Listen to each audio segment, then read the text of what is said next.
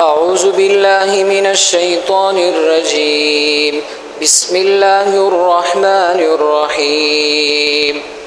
فتلقى آدم من ربه كلمات فتاب عليه إنه هو التواب الرحيم. اول سپارہ دا سورة البقرہ آیت نمبر دی 30 نمبر. دا حضرت آدم علیہ السلام او دا اغد زوجی مبارکی دا بی بی حوا اغی اغواقیا را روانه وا. حضرت آدم علیہ السلام شیطان اخویوله نو الله ورته حکم وکړ چې تاسو کوشي د دې جنت نه. نو د نیک انسان او د بزرگ انسان او د ښه انسان دا صفتی چې کله هغه ته پته ولګي چې زمانه څه خطا وشوه او زمانه الله ناراضه دی یا نه زما نسوک مشر ناراضه دی نو هغه فورا په خپل کار باندې او خطا باندې خپېمانه وي. نو دکرنګ حضرت آدم علیہ السلام چې الله د جنت نه راکوز کړو نو آدم علیہ السلام ته پته ولګیدا چې الله رانا خفقیږي نو فورا الله ته توبه او استغفار وکړل. خود توبه او د استغفار د پاره ورته الله تعالی غ کلمات او خودل نو د اغي تذکرہ الله کوي فتلقى پس حاصل کړل یعنی ذکرل آدم من ربه د خپل ربنا کلمات یوسو کلمات داسې کلمات دا په اتم سپاره کې براشي.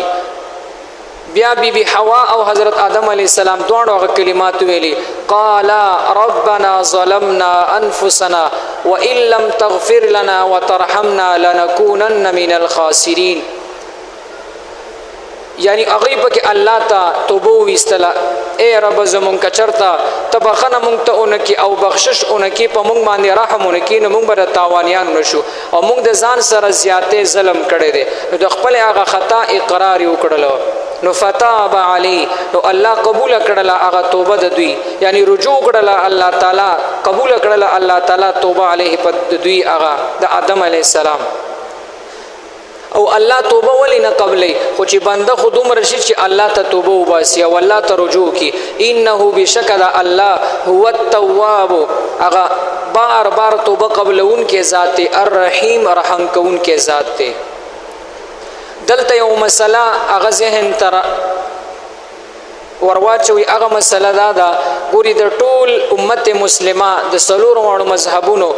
دغه عقیده ده چې پیغمبران د نبوت نه وړاندې او د نبوت نه پس دا د ګناه نه پاک دي. ګوره قبل النبوة وبعد النبوة الانبیاء معصومون پیغمبران دا د ګناه نه پاک وي. ګوره د نبوت نه وړاندې د دین ګناه نه کیږي او د نبوت نه پسم خو ګوره ګناه یا د ګناه یو وی داسې خطا جدا شه دی او ګناه جدا شه دی. د پیغمبر نه بعضی زینو کې هغه خویدل یا خطا کیږي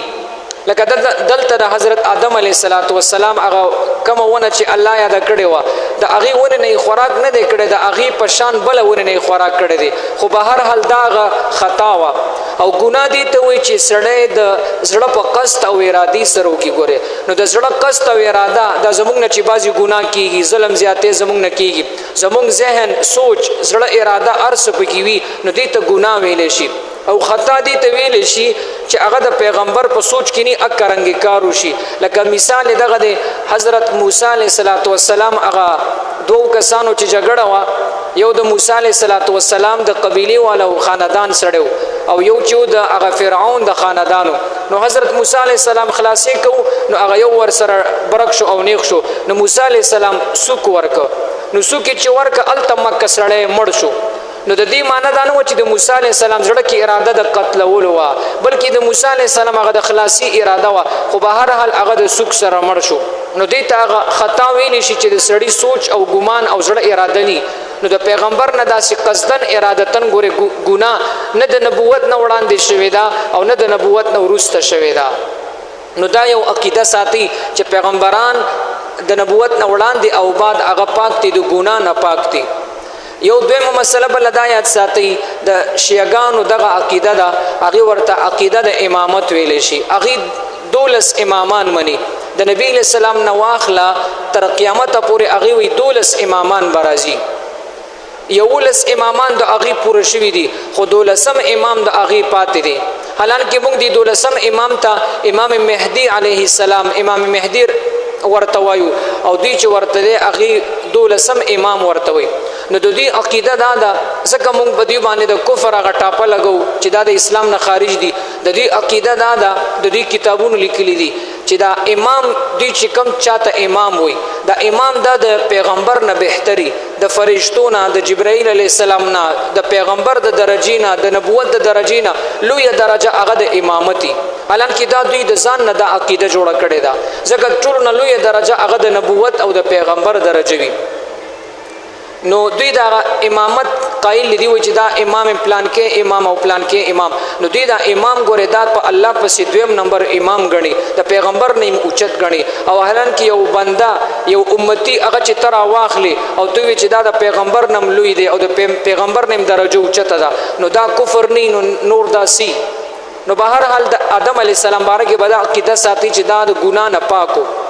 قلنا نو الله ورته مونږ ورته ویل اهبتو تاسو کوشي من هذا دی جنتنا جميعا ټول پټولا. نو فإما نو آدم علی السلام چې دنیا ته راکوس کړو نو اوس په دنیا کې الله تعالی د نظام چلولو لپاره کله کله پیغمبران برالېګل او کله به کتابونه رالېګل